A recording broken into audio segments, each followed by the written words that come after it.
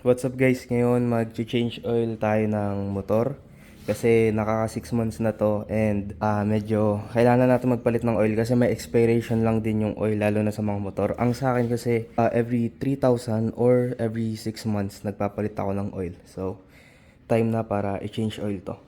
Ang gamit nga pala nating oil ngayon ay ang Motul 20W50. Susubukan ko to. First time ko gamitin yung 20W50 kasi ang gamit ko is yung 30 lang yung viscosity. So ulitin ko, yung madalas na gamit ko kasi yung 30 lang or yung 40. Madalas yung AX7 ng Shell pero ngayon gagamitin natin tong Motul na 20W50. Sabay, hindi rin kasi ako nakabili ng filter nito na genuine. So gagamit muna tayo ng pangsamantala, yung Barako. Kasi same size sila nung Barako guys, no? So, ayan. So, sa mga natatakot mag-change oil dyan, no, huwag kayong matakot kasi madali lang naman ho mag-change oil. Ang kailangan mo lang sa change oil ay yung tools. Ito lang kailangan kong tools, socket wrench. Tapos, syempre kasi wala tong center stand. Meron tayo ditong spool, yung pang stand ng spool. At syempre, yung pagde-drainan ng oil natin. So, dalawa pala yung ano natin, yung 20W50 natin kasi 1.3 liters yung kailangan nito with change filter. So, yun. So, ligpit muna natin tong mga to. Baba muna natin. Bale, ganito lang kadali magsugpit niyan, guys. I-align nyo lang doon sa swing arm niya. Tapos, pag nakuha nyo na yung so, i-align nyo lang yan doon sa swing arm niya. Ngayon, pag nakuha nyo na yung alignment,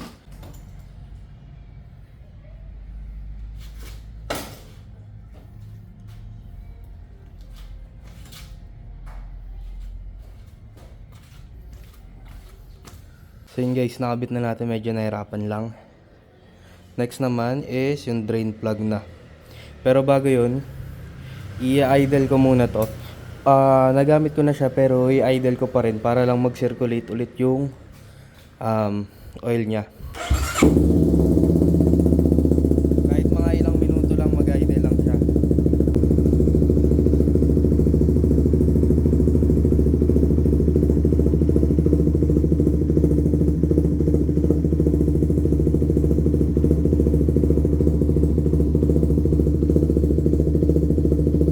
And palagay ko okay na to.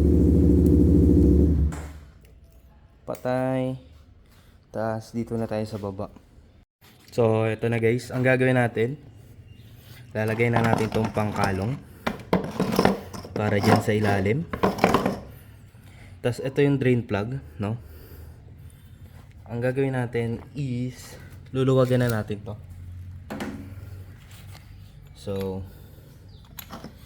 So tinanggal ko na rin pala tong ano, yung sa ilalim na parang fender.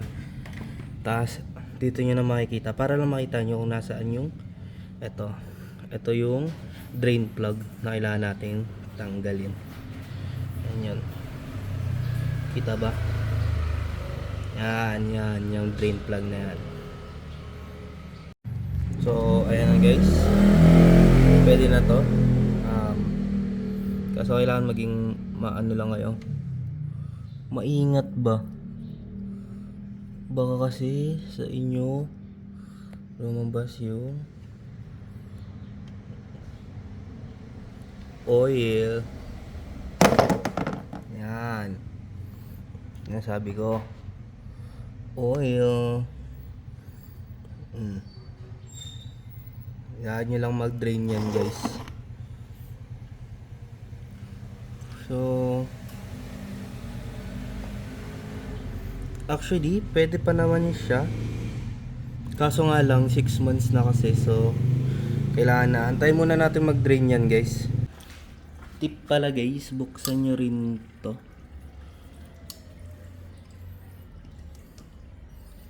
Yan. Para lang mas maganda ang airflow.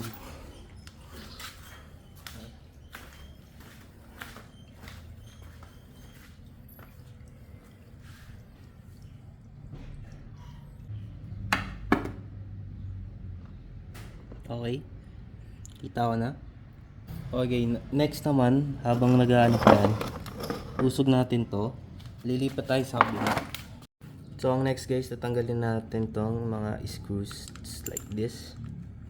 So, luluwagan nyo muna. Okay. So, ayan magiging itsura niyan guys. Tapos ito yung filter. So,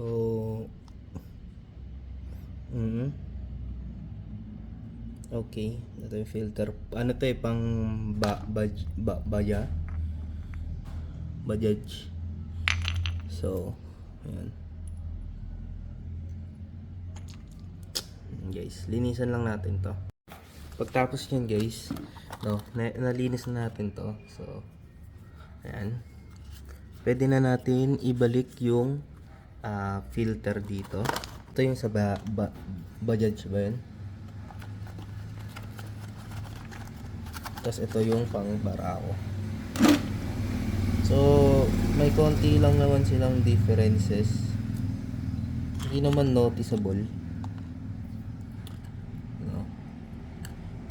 Halos yung sa spring lang talaga dito sa baba. Nagkaiba. Pero sa taas wala naman masyado. So, yun. Lagay na natin to guys. Pag ganito. Ganyan guys. Yan. Ganyan yan. Okay. Swak. Tapos, next na to. So, ikpitan lang natin. Ikpitan na natin. Make sure lang na pantay sila. Pwede natin ikpitan.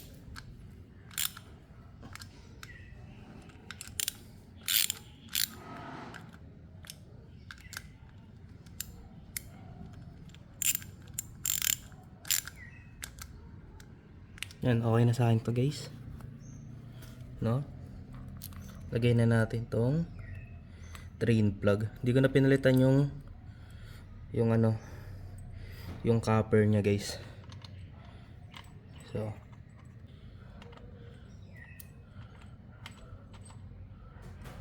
okay.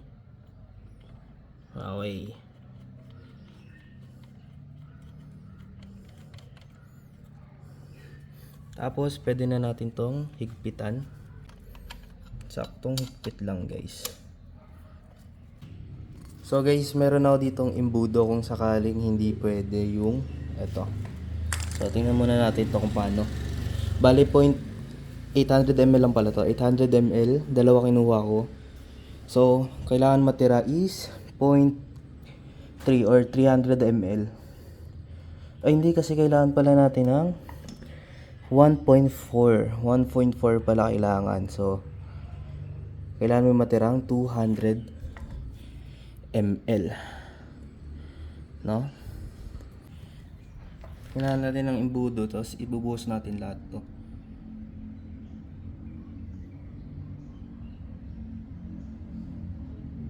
The last one guys, kailangan may matirang 300. Below 300, tama ba? 0.316 minus 2, yes. Okay, I think okay na yan. Okay, lagay na natin to.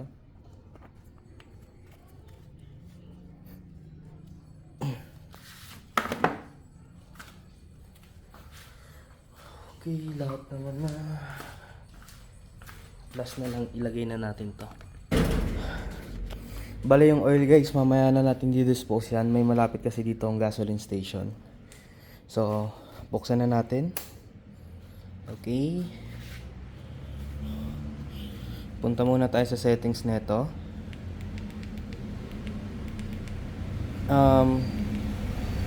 Ayan. Tama. Trip A reset. Ngayon 00 auto. Buksan natin. Tingnan natin kung magka-level. Okay. So, ayan. Wala yan mamaya.